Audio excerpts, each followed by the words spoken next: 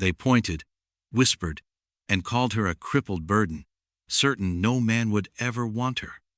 But one cowboy saw the fire in her eyes, took her hand, and called her his wife because to him she wasn't broken, she was brave. In the dusty frontier town of Millfield, where 22-year-old Calla begins each day with the same ritual of pain. Her left leg, crushed in a wagon accident when she was 12, leaves her with a permanent limp that marks her as damaged goods in a world where physical strength means survival. Burden Calla, they whisper behind cupped hands. The name follows her through the streets like a shadow she can't outrun. In her father's small saddle repair shop, she's learned to move quietly, staying in shadows where cruel words can't reach her as easily. On this autumn afternoon, disaster strikes. While lifting a heavy cavalry saddle, her damaged leg buckles, sending both her and the expensive leather crashing to the floor. Laughter ripples from the street crowd, thoughtless cruelty that cuts deepest. That's when she sees him. A tall stranger separates from the crowd, moving with quiet confidence. He's lean and weathered, with storm-gray eyes and an air of gentle authority. Without a word, he helps Calla to her feet and lifts the saddle where it belongs. "You hurt?" he asks, his voice warm and free of pity. Calla shakes her head, stunned by his simple kindness. He tips his hat and walks away without acknowledging the gawking crowd, leaving her wondering who this mysterious cowboy could be.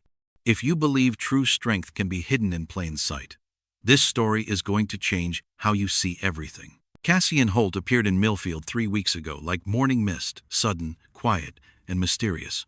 He'd rented the old Mackenzie property, arriving with a string of the finest horses anyone had ever seen. Nobody knew much about him, and that alone fueled endless speculation. Some whispered he was running from the law. Others suggested he was fleeing from a woman. What everyone agreed on was that Cassian knew horses, and he treated everyone with the same courteous respect from the banker's wife to the town drunk. Calla found herself watching him from her shop window during his daily trips to town. There was something about his quietness that called to her own. In a town full of loud voices, his silence felt like sanctuary. Thursday evening brought him to her doorway, carrying a well-worn saddle that needed repair. "Heard you do fine work," he said, setting it carefully on her counter. "This old friend needs attention, stitching's loose, and the horn's working free." Calla examined the saddle with professional eyes, noting the quality beneath the wear. This wasn't just equipment, it had history, memories stitched into every piece. "I can fix it," she said, surprised by her steady voice. 3 days. He nodded, then added, "You do good work. Your father's lucky to have such skilled hands helping him." The compliment hit her like sunshine after winter. When had anyone praised her abilities instead of cataloging her limitations? But not everyone appreciated his attention, and some saw it as a threat. The fall harvest dance was Millfield's biggest celebration, but Calla had never attended. Dancing required grace and balance things. Her accident had stolen, along with proper use of her left leg. So when Cassian appeared Friday afternoon with nervous determination, she was unprepared for his invitation. "Calla, would you do me the honor of accompanying me to tomorrow's dance?" The request stunned her. Men didn't ask Burden Calla to dances. "I don't dance," she stammered. "My leg." "Neither can I much," Cassian smiled. "But we could keep each other company over punch and cake." Against every lesson learned from years of disappointment, Calla said yes. Saturday evening found her in her mother's blue dress, walking to the church hall on Cassian's arm. The music and laughter spilled into the night as they entered the warm, lamplit celebration. Cassian proved charming company, and when the band played a slow waltz, he asked softly, "Would you risk it? I promise to catch you if you fall." For magical moments, she felt almost normal, just a woman dancing with a handsome man. That's when the drunken voice cut through the music. "Well, look at that," bellowed Jake Morrison. "Someone took pity on poor Burden Calla. Watch she don't trip you with that gimpy leg." The laughter slapped her face. She tried to flee, but Cassian's arm tightened around her waist. When he turned to Morrison, something in his quiet stare made the larger man step backward. "I'd suggest you find something else to occupy your attention," Cassian said calmly, "unless you'd like to discuss it outside." Morrison deflated and slouched away. Unable to bear more scrutiny, Calla broke free and fled to the churchyard, Cassian following. "If they can't see the fire in you," he said quietly in the moonlight, "they don't deserve your shadow." That fire. It was about to be tested like never before. The fire started after midnight on a Tuesday, born from a carelessly discarded cigarette. By the time the volunteer brigade assembled, flames had jumped buildings, turning downtown into a furnace. Calla woke to church bells and smoke, realizing the orange glow came from her father's shop direction. Half the block was engulfed when she reached Main Street. The saddle shop, her family's livelihood, her sanctuary, was completely consumed. Roof collapsed, walls buckling. "Papa!" she screamed, remembering her father often slept in the back room. She lunged toward the burning building, caught by strong arms. "He's not in there," Cassian's voice said near her ear. "I pulled him out 5 minutes ago. He's with Doc Mitchell's smoke inhalation, but he'll be fine." Relief flooded through her so powerfully her legs gave out. Cassian caught her while she watched everything turn to ash. The shop was destroyed, along with tools, stock, and equipment representing her father's life work. No insurance, no substantial savings. At 68, with damaged lungs and a weak heart, her father couldn't start over. "It's my fault," she said, sitting on church steps staring at smoldering ruins. "If I'd been faster, stronger." "Stop," Cassian sat beside her. "This wasn't anyone's fault. Even with 2 good legs, you couldn't have saved much from that fire." She looked at him, clothes singed from rescue efforts, hands scraped and blackened. He'd risked his safety to save her father. "I don't know what we'll do," she whispered. "Papa can't work, and who'll hire a crippled woman?" Cassian was quiet, then spoke from experience rather than consolation. "You know, I left a war injured too. Not outside where people could see, but inside where wounds go deeper. Spent years thinking I was broken beyond repair." He met her eyes directly. "Scars don't always show on the outside, Calla, but they don't define who we are. You're not broken, you're wounded. There's a difference." "I have a proposition," he continued carefully. "My ranch needs help with horses, domestic work, bookkeeping. You'd earn your keep and then some. You and your father would have a place while you figure out what's next." "You're offering us work? A home?" "I'm offering you a chance," he said simply. She'd never depended on a man before, and now her pride would have to battle something else. Hope. Dawn at the Holt Ranch came with soft horse nickering and distant cattle lowing. Calla woke in a comfortable room larger than any she'd called her own, sunlight streaming through unfamiliar windows. Over weeks, they fell into natural rhythm. Ranch work suited her unexpectedly.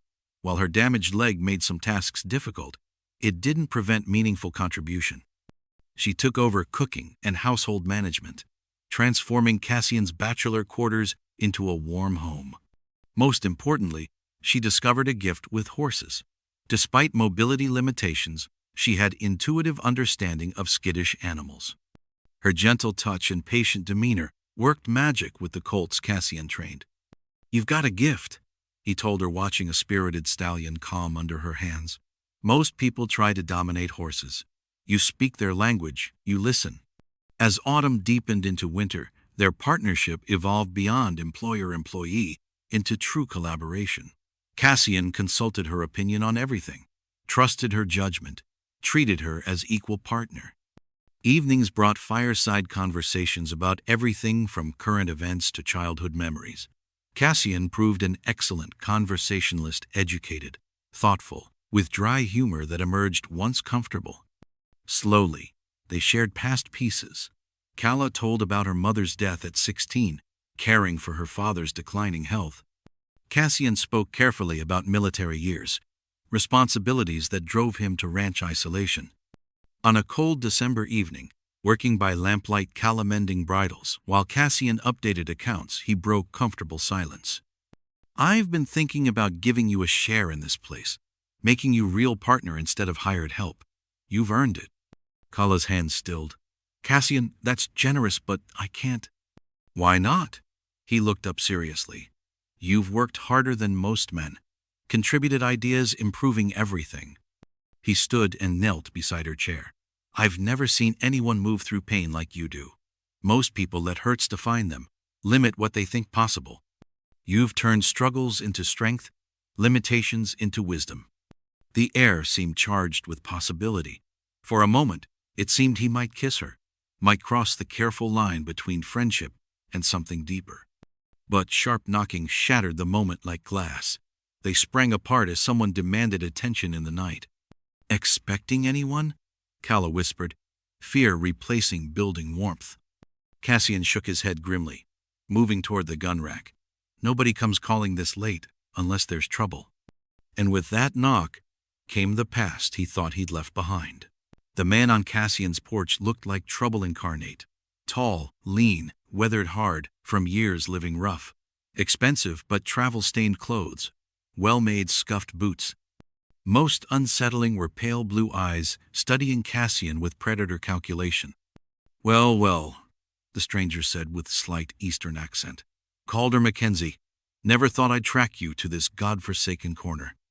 Calla saw Cassian stiffen at the unfamiliar name, hand moving toward his rifle. Easy confidence was replaced by tense alertness. "Name's Cassian Holt," he said carefully. "Think you've got the wrong man." The stranger's laugh was ugly and knowing. "Calder Mackenzie, late of 3rd Colorado Cavalry, scout under Colonel Patterson's command. Disappeared from Fort Collins after that business with the supply convoy and missing federal gold. I go by Brackett these days," the stranger continued, enjoying the effect. "Been making quite a living tracking deserters for people preferring quiet business. Took 2 years to pick up your trail." Cassian's voice was deadly quiet. "What do you want, Brackett?" "The federal marshals are still interested in that missing gold convoy. Only 2 survivors from the attack, you and Jenkins, who turned up dead in Denver. That leaves you as the only one knowing what really happened." Calla could see Brackett's hand resting on his pistol grip. This wasn't friendly, this was confrontation that could turn deadly. "The Apache took the gold," Cassian said firmly. "I reported that before leaving service. Funny thing about Apache raids, they don't usually leave convenient survivors. Makes a man wonder if maybe this attack was arranged. If someone with patrol knowledge helped those savages know when and where to strike." The treason accusation hung like poisoned smoke. Calla tried reconciling this image of Cassian as potential traitor with the honorable man she'd known. "You're talking about treason," Cassian warned. "That's hanging if you can prove it." Brackett grinned wider. "I don't need to prove anything to federals, just to you. I know what really happened, why you've been running. Question is, how much is your freedom worth? How much would you pay to keep neighbors from learning truth about their mysterious war hero?" The blackmail threat was clear. "I need time to think," Cassian said finally, "to gather resources." "Of course. I'm staying at the hotel for a few days. Don't keep me waiting too long, Calder. My patience has limits." After Brackett disappeared into darkness, Cassian turned to find Calla watching with wide eyes. "Was it all a lie?" she asked, harder than intended. "The name, the military story, everything?" Cassian closed the door, leaning against it, suddenly looking older. Not all of it, not the parts that matter. My name is Calder Mackenzie. I was a cavalry scout, sole survivor of an Apache attack 3 years ago. But I didn't betray my unit, didn't steal government money.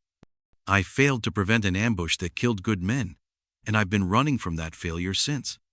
He met her eyes directly. "You know who I am now, Calla. Not who I was then, but who I've become. The question is whether that's enough." Calla had always been judged unfairly. Now it was her turn to choose mercy or mistrust. The sleepless night stretched endlessly, filled with questions without answers and doubts gnawing at Calla's heart. By morning, her exhaustion crystallized into need for answers that couldn't wait. She found Cassian in the barn, grooming his mare with agitated movements. He looked haggard, clearly dreading the coming conversation. "I need to go to town," she said without preamble. "I need to think where everything doesn't remind me of this." Cassian nodded slowly. "I understand. But be careful. Brackett is dangerous." The ride gave her time to organize thoughts, separating what she knew was true from fears Brackett had planted. Whatever Cassian's real name, the man she'd lived beside couldn't be the calculating traitor Brackett described. Millfield buzzed with excited gossip about the mysterious visitor. Speculation ran wild about what it meant for their quiet rancher.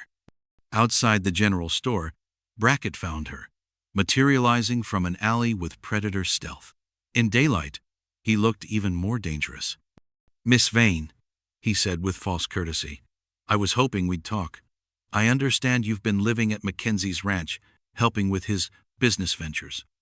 "Mr. Holt has been kind enough to give me work," Calla replied carefully. Brackett's smile was predatory. "Man like that, alone on a big ranch, probably gets lonely. And you." His gaze traveled over her body, lingering on her damaged leg. "I imagine you're grateful for any attention, considering your limitations." The insult hit like a physical blow, but sparked something fiercer, white-hot anger that burned away uncertainty and fear.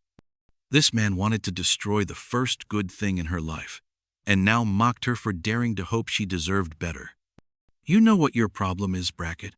Calla stepped closer instead of backing away. "You can't imagine a decent man might care about someone for reasons beyond desperation or pity. You can't understand kindness because you've never shown any." Brackett's expression darkened. "Careful, girl.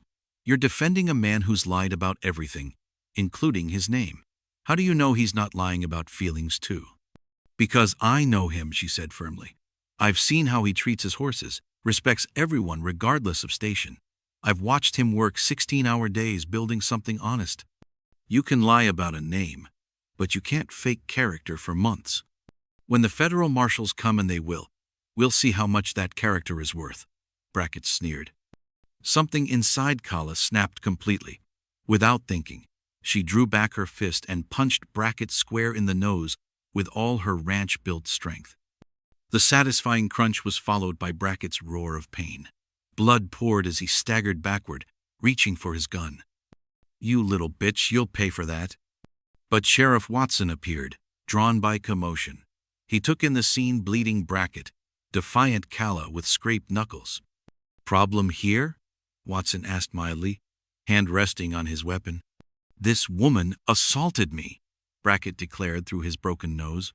"Funny thing about assault charges, they require witnesses who saw unprovoked attack. All I see is a stranger bleeding in front of a local woman who looks like she defended herself." The gathering crowd murmured agreement.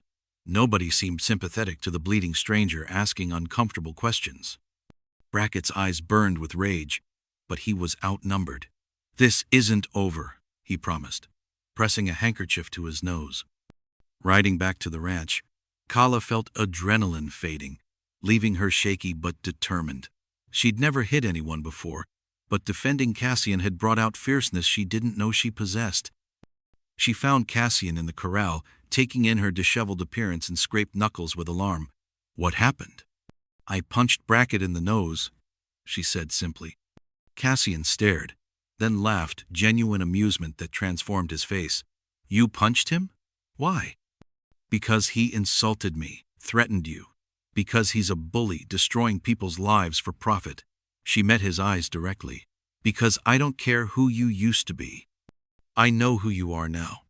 Cassian's hands were gentle, examining her knuckles, sending familiar warmth through her. "I need to tell you the whole truth about the convoy, what really happened. You deserve to know before deciding whether to trust me." But Calla shook her head, touching his face with her uninjured hand. "I've already decided. You're not perfect, and neither am I. But you're good, Cassian. Kind and honorable and everything I never thought I'd find. If you want to tell me secrets, I'll listen. But I don't need them to know that I—" She paused, aware of what she'd been about to say. "That you what?" he asked softly. "That I love you," she whispered, honesty and desperation tearing the admission from her. Cassian stared, then slowly reached into his pocket, withdrawing something small and glinting a ring crafted from melted silver, simple but beautiful in imperfection. "I made this from Saddle Hardware," he said, voice rough with emotion. "Figured if you'd have me, it should be something from the work we've built together." He dropped to one knee in the corral dirt. "Let me walk beside you, limp and all. Let me spend whatever time I have, proving you're the strongest person I've known. That your courage has taught me what it means to be truly alive." Through tears, Calla could barely see the ring, but his face was clear, open. vulnerable, filled with matching love. "Yes," she whispered, then louder, "Yes, of course, yes." But before they could wed, a reckoning was riding straight toward them. 3 days after Cassian's proposal, as Calla planned their simple wedding, thunder of approaching hooves shattered the peaceful morning.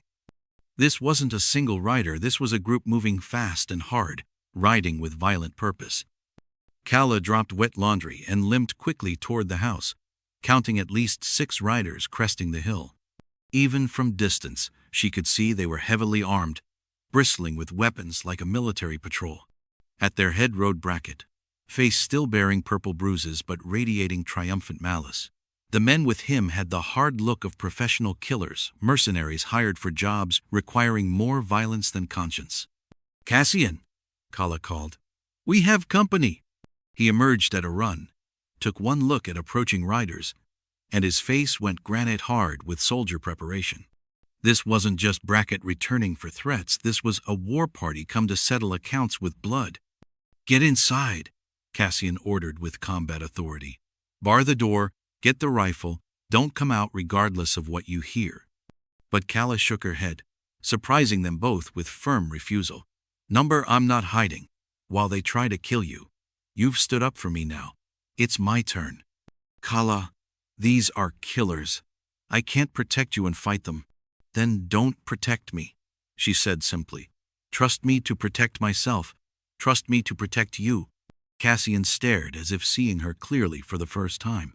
Slowly, his expression shifted from protective concern to something like admiration. "All right, but we do this smart. This isn't about being brave, it's about staying alive." They had 10 minutes before the riders reached the house. Cassian used every second transforming their ranch into a fortress, military training taking over as he positioned rifles at strategic windows, created barricades from furniture, mapped out firing lines for best advantage against superior numbers. "Brackett will want to talk first," he explained while they worked. "Try to get me to surrender, make speeches about justice. That's our best chance while they're grouped and not expecting resistance." The riders approached with theatrical slowness, clearly intending intimidation. Brackett sat his horse like a conqueror, flanked by men whose faces bore casual cruelty of those who killed for money. "Calder, Mackenzie," Brackett called. "Time to pay your debts. Come out with hands visible. Maybe your lady friend doesn't get hurt too bad." Cassian appeared on the porch, rifle casual but ready. "Still got the wrong name, Brackett, and you're trespassing. Federal business trumps property rights." Brackett replied with mock solemnity. "I'm here to arrest you for treason, theft of federal gold, murder of federal soldiers. Come quiet, or we do this the hard way." "Funny thing about federal authority," Cassian said conversationally, "usually comes with badges and warrants. All I see are hired guns and a broken-nosed troublemaker with delusions." Brackett flushed at the reference to his injury. "Last chance, Mackenzie. Surrender or I'll burn this place around your ears." "Then I guess we're doing this the hard way," Cassian replied, diving sideways as Brackett's men opened fire. The gunfight was brief but vicious. Cassian's military training and terrain knowledge gave significant advantages, but 6-2 odds were overwhelming. He used every scrap of cover, every tactical trick from frontier warfare, but the mercenaries were spreading out, trying to surround the house. That's when Calla proved courage had nothing to do with leg strength. From her kitchen window position, she had clear shot at one flanking rider trying to circle behind. The Winchester kicked against her shoulder as she fired, and the man tumbled from his saddle with surprised pain. "Nice shot," Cassian called from behind the water trough. Admiration clear, even in battle. But their advantage was short-lived. Brackett's remaining men found cover, laying down steady fire that kept both defenders pinned. Worse, one mercenary had worked close enough to the barn to threaten their horses without mounts. They couldn't escape if the fight turned. During a brief lull, disaster struck. Cassian rose from cover to shot at the man threatening their horses, and one of Brackett's hidden gunmen put a bullet through his shoulder, spinning him around and dropping him heavily. "Cassian!" Calla screamed, seeing blood spreading across his shirt. "I'm all right," he called back, voice tight with pain. "Stay down." But Calla was beyond tactical advice. Seeing the man she loved bleeding while killers closed in triggered something primal and fierce. Protective rage that burned away every limitation she'd ever accepted. Grabbing rifle and ammunition, she limped out of the house across open ground toward where Cassian lay wounded, ignoring bullets, kicking up dirt around her feet. Her damaged leg slowed her but didn't stop her. Nothing could have stopped her. She reached Cassian's side just as one of Brackett's men broke from cover, thinking the fight was over. From 50 yards away, Calla put a bullet through his chest that dropped him like a stone, her shot clean and precise as any marksman could manage. The remaining mercenaries, seeing their numbers reduced and easy victory turning into costly siege, began losing enthusiasm. These were men who killed for money, not loyalty, and dead men couldn't spend wages. When Sheriff Watson arrived 20 minutes later, with a townsman posse drawn by gunfire, they found Brackett's surviving men surrendering while Calla stood guard over Cassian's prone form, rifle steady in her hands and blood on her face from a grazing bullet. The town would soon hear what happened, and they'd never see her the same again. The gunfight's aftermath transformed the Holt Ranch into a battlefield medical station. Dr. Mitchell worked frantically treating wounded, while Sheriff Watson sorted through the chaos of conflicting stories and legal complications Brackett's attack had created. Cassian's shoulder wound was serious but clean through and through, that would heal with proper care. But Calla drew the most attention from arriving townspeople, not for her minor injuries but for the image she presented.